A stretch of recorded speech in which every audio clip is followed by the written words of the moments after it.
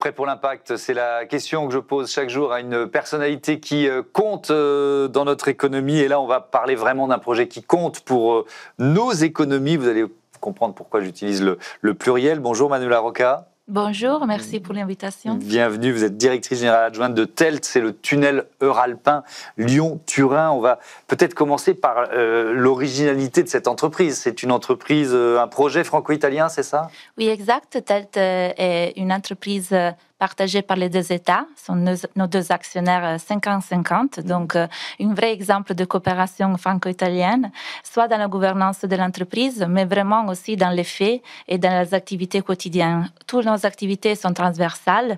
Moi, je m'occupe de l'environnement et de la sécurité en Italie et en France, mais toutes nos équipes ont ce défi qui est avant tout technique, donc de se parler, de se comprendre, d'appliquer des règles binationales, mais aussi d'avoir une culture commune qui va être la somme des deux cultures et qui prend les meilleurs des deux parties. Oui, c'est-à-dire on n'est pas chargé d'un domaine en Italie avec un homologue qui est chargé du même domaine en France. On s'occupe du domaine dans les deux pays. Oui. Et ça doit être un... Il y a des petits... passionnant. Oui, c'est passionnant et compliqué parfois. Oui, parfois c'est compliqué, c'est un grand défi, mais c'est le défi, européen, parce que désormais la réalisation des grandes infrastructures dépasse les frontières et pour le faire, nous avons aussi dû innover un peu la réglementation. Notamment, par exemple, nous avons un règlement binational contre la corruption et la mafia. Nous avons un règlement binational pour l'économie circulaire. Et nous avons encore des règles communes pour la sécurité. Tout ça va prendre le mieux de deux réglementations pour faire que les règlements de notre ouvrage soient homogènes et les meilleurs possibles. Bon, vous avez posé, c'est super, quelques-uns des chapitres dont on va parler dans ce débat. C'est très très bien. On va parler de la lutte contre la corruption, évidemment de la sécurité, évidemment de la circularité. Est-ce que vous pouvez nous décrire ce projet? Donc c'est quoi? C'est creuser un tunnel et relier Lyon et Turin. Mais je dis ça paraît simple. Décrivez-nous le projet. Alors, le Lyon-Turin, c'est une infrastructure ferroviaire pour les voyageurs et pour les marchandises. Ça va relier la France et l'Italie, mais encore plus, c'est un ouvrage européen, s'inscrit dans la politique de décarbonisation des transports. Et effectivement, le but principal, c'est de substituer les moyens polluants aujourd'hui sur les moyens de longue distance avec une méthodologie et une modalité beaucoup plus verte qui est le train. Si on pense qu'aujourd'hui, le même trajet fait en avion et fait en train pour un voyageur à 40 fois de différence, donc le train est 40 fois moins polluant que l'avion, ça donne un petit peu l'idée. En plus, la congestion des Alpes par les camions est très importante. Aujourd'hui, entre France et Italie, il y a 40 millions de tonnes par an qui sont transportées et seulement les 8% est sur les trains. Et donc, toutes ces marchandises sur la route, au contraire, sur l'axe italo-suisse, les 70% est sur les rails. Pourquoi? Parce que là, il vient de finir un fantastique tunnel de base, une fantastique ligne ferroviaire comme la nôtre, qui pourra effectivement, et c'est notre but, faire cet changement. Oui, donc ça donne des perspectives d'occupation, de business, de rentabilité aussi. On en parlera évidemment. Alors, c'est génial de vouloir relier Lyon et Turin. Bon, il y a un petit souci entre les deux, il y a un truc qui s'appelle les Alpes. Ouais. Donc, il faut creuser. Ce tunnel, qu'est-ce qu'il représente? C'est quoi les caractéristiques techniques de ce tunnel? Alors, le tunnel de base, effectivement, est un objet très complexe. 157,5 km de tunnel, qui est le tunnel ferroviaire plus profond et plus long du monde. Donc, un défi technique très important, mais pas seulement ça. Effectivement, la somme de toutes les galeries que nous allons creuser, c'est 164 km. Donc, de tubes pour les deux voies, tous les bypass, les accès de sécurité. C'est un objet important, un objet qui a fait les résultats de plusieurs années d'études sur la géologie des Alpes. Et nous allons franchir 14 géologies différentes. Donc, c'est vraiment quelque chose que les ingénieurs comme moi trouvent quelque chose de passionnant et énormément important. Vous avez creusé, je crois, 45 km déjà, c'est ça? Oui. Aujourd'hui, on est à 28% de l'excavation du tunnel. Est-ce qu'il y a des surprises? Alors oui, tous les jours. C'est vrai? Oui, on a fait beaucoup de reconnaissances, donc on a un projet très détaillé. Mais par contre, quand on est à 2000 mètres sous terre, on a toujours des défis importants à franchir. Et ça, c'est aussi un levier d'innovation très important. Notamment, nous avons, par exemple, dans l'excavation des puits d'Avrieux, qui sont des puits de 500 mètres de profondeur, et vraiment très important. On a eu des cavités. Donc, la roche a eu un comportement légèrement différent de ce qu'on pensait. Qu'est-ce qu'on a fait donc avec l'entreprise? On a inventé un robot qui, à 300 mètres de profondeur, il allait tout seul à faire le travail de remplissage et d'amélioration de cette géologie. Et donc, aujourd'hui, ça marchait très bien, si bien qu'on a décidé de revêtir tous les puits avec cette machine. D'accord. Et c'est le résultat de la coopération entre la maîtrise d'ouvrage, le maître d'œuvre et l'entreprise, et aussi la volonté d'innover et de mettre en sécurité les personnes surtout. Alors justement, c'est la question que j'allais vous poser. On va ouvrir ce chapitre sécurité. Vous dites, il a fallu créer quoi, un outil légal commun, enfin les règles de sécurité sont pas forcément exactement les mêmes sur les chantiers d'un côté et de l'autre. Oui, à quel défi vous avez été confronté? Entre France et Italie, bien évidemment, les objectifs sont les mêmes, non? Mais par contre, la réglementation qui s'applique, la réglementation territoriale, et donc on s'est aperçu qu'on avait quelque chose de différence, quelques limites en Italie qui étaient plus bas en France et vice versa, soit sur la prévention de la santé, soit sur les règles de sécurité. Et on a décidé, avec les deux inspections du travail, qui ont fait un travail énorme, de construire un règlement commun qui prend les règles les plus restrictives des deux pays. Par exemple, la France a une grande expérience et un aspect très important et innovant sur la ventilation en tunnel, qu'on applique aussi en Italie parce que c'est très intéressant. Et sur l'Italie, on a des limites pour, par exemple, la silice qui sont plus restrictives et on les applique en France. D'accord. Oui. Et alors sur un chantier comme ça, j'imagine, forcément, il y a un certain nombre de nuisances potentielles pour les riverains. Comment vous les avez limitées, ces nuisances? Alors, la limitation des nuisances, c'est notre objectif depuis le début. Donc, déjà, une conception très attentive du projet pour éviter que c'est la première démarche de l'éviter, réduire et compenser. Après, dans nos marchés, nous avons décidé de nous mettre de partager avec les entreprises des objectifs de réduction et de suivi très stricts des travaux pendant la réalisation, de manière de bien comprendre toutes les fois quelle est l'origine. Et en parallèle, tous les jours, on travaille avec les riverains et les collectivités. Pour répondre, nous avons mis en place des numéros de contact. Les personnes qui ont des soucis peuvent appeler et aujourd'hui, en 24 heures, on doit assurer la réponse et la solution à la nuisance. Alors, ces mécanismes, effectivement, fonctionnent très bien. On a toujours des choses, à régler, mais ça va créer la confiance et la transparence avec les personnes. Et c'est la première chose pour pouvoir garantir la coexistence. Oui. Alors, il y a les riverains et puis il y a aussi les écosystèmes alpins. Et là, on va rentrer dans les enjeux de défense de l'environnement, de réduction d'impact, de biodiversité. Est-ce que vous avez des associations derrière vous là, qui vous agacent et qui essayent de retarder le projet ?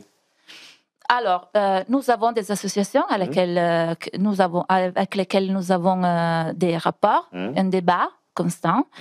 Tous les années, il y a une grande réunion qui est le comité environnemental du Lyon-Turin, dans lequel nous présentons les résultats, dans lequel les associations sont invitées. Et en tous les cas, c'est pas, la seule occasion dans laquelle on a des échanges. On a des visites des sites régulières. Mais quand on crée une infrastructure comme celle-là, il y a forcément un impact sur l'écosystème, sur la flore, sur la faune. C'est quelque chose qu'il faut absolument gérer. Il faut avoir cette priorité déjà, et nous l'avons. comme je disais, la conception est primordiale et après, pendant les travaux, toutes les activités de réduction et de compensation doivent être absolument rigoureuses.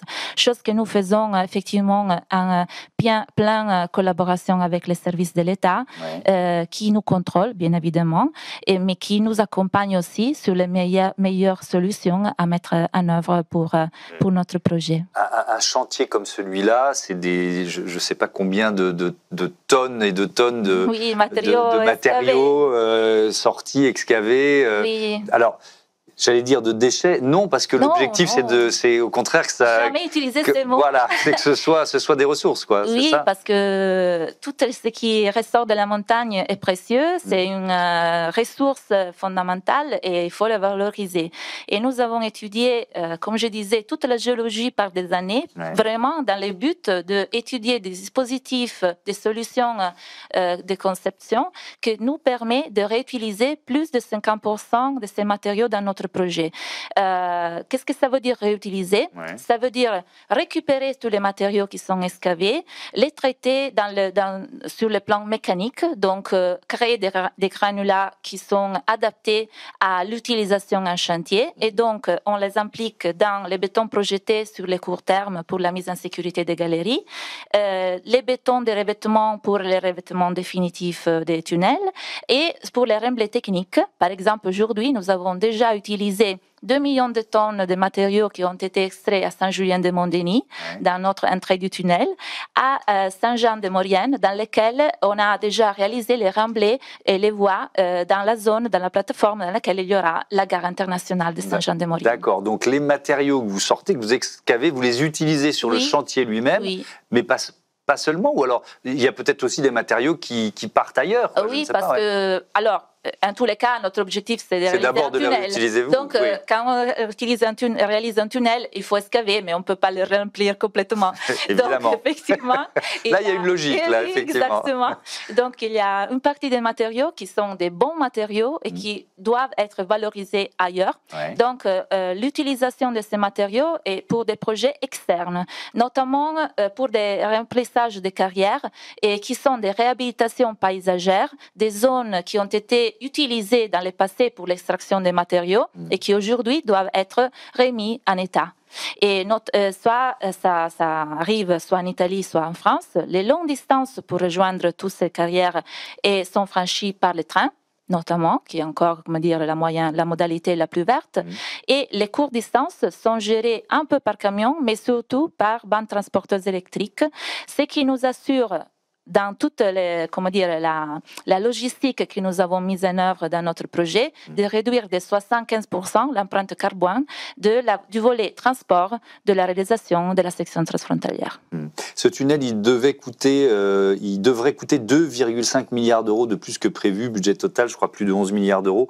C'est une hausse de près de... 11 milliards. Oui, 11 milliards 100, oui, c'est ça. Exactement. Il ne faut pas oublier les 100 000. Les 100 millions, pardon.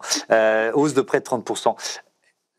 C'est normal c'est-à-dire c'est les impondérables dont vous parliez tout à l'heure, c'est normal que le coût comme ça augmente?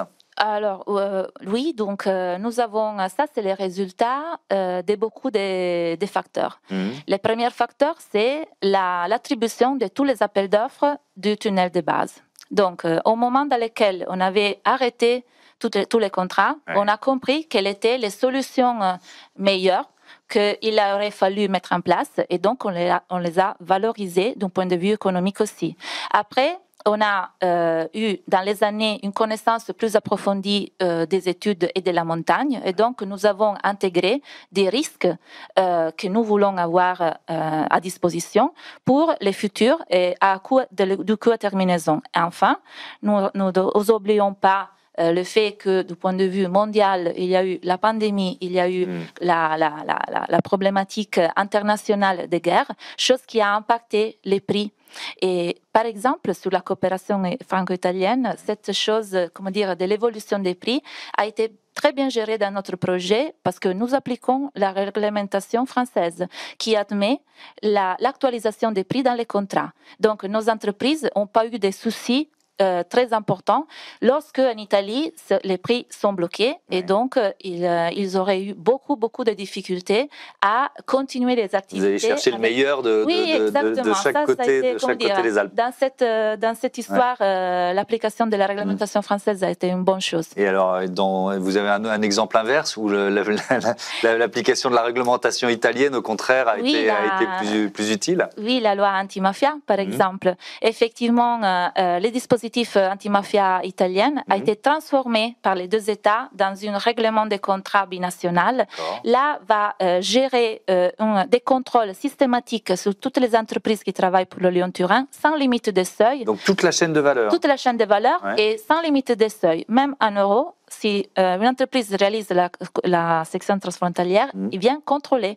Et aussi, donc, ça va entrer dans une liste blanche, qui est une liste de partenaires agréés, qui donc sont autorisés à travailler pour nous. Ça, c'est important pour nous, soit sur le plan, comment dire, de cette barrière qui est garantie par les contrôles dans notre projet, mais aussi du fait que la traçabilité de et la transparence de ce parcours est garantie pour toute la longue de la réalisation. Il y a des entreprises françaises qui ont été surprises d'être contrôlées comme ça? Au début, on a dû effectivement bien expliquer, raconter quel était, comment dire, le but de cette opération.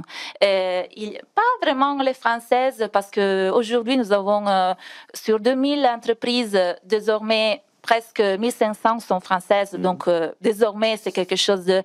Mais effectivement, les anglo-saxons, par exemple, ont eu quelques soucis au début à comprendre pourquoi on faisait des questions si personnelles, qui est, comment dire, effectivement... Oui, on peut trouver ça intrusif. Anti-mafia, parce qu'on va contrôler toutes les boards de toutes les entreprises, mais ça, c'est, comment dire, quelque chose qui nous garantit effectivement et sur lequel on ne peut pas déroger. On parlait de financement. Est-ce que le projet il est financé jusqu'à son terme? Est-ce qu'on est sûr que le tunnel sera creusé et que ça ira au bout? Oui, bien sûr. Nous sommes là pour ça. Et les actionnaires sont les États et sont là pour ça. On vient de signer avec la Commission européenne la décision d'exécution, qui est un document très important, qui donne la priorité des financements européens à notre projet en tant qu'élément clé de la politique européenne. Donc oui, il n'y a aucun élément aujourd'hui pour avoir des doutes. C'est quand l'objectif d'ouverture? 2033. 2033. Et alors, on va mettre combien de temps en train pour faire Lyon-Turin? Alors, aujourd'hui, moi, je suis arrivée en train, j'ai mis presque 7 heures. On va diviser par 2. Et ça, c'est vraiment important. 3h30 pour faire Lyon-Turin. Ça devient compétitif avec l'avion. Bien sûr, évidemment. Alors, on va parler de coopération franco-italienne, de comment ça rapproche évidemment nos deux pays et les citoyens des deux pays. Et là-dessus, il y avait une question celle qui était à votre place la semaine dernière, Béatrice Garrett, la directrice générale de la Fondation Pierre Fabre, voulait vous poser. On l'écoute.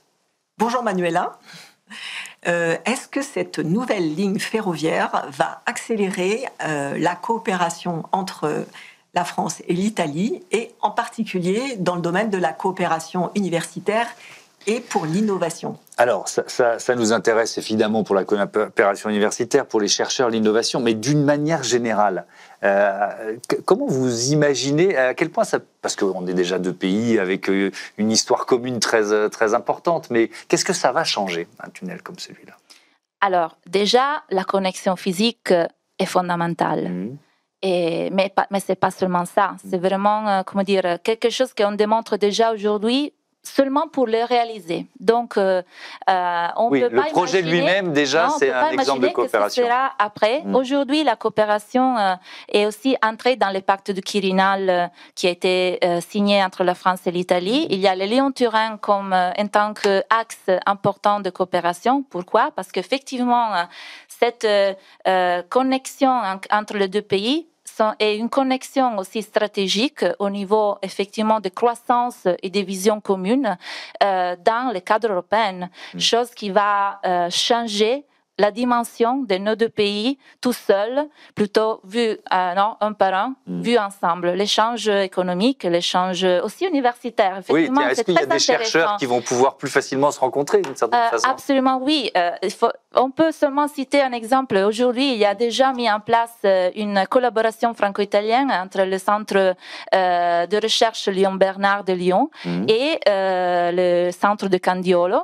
Les chercheurs font des échanges entre eux. Ils ont mis des bourses à disposition.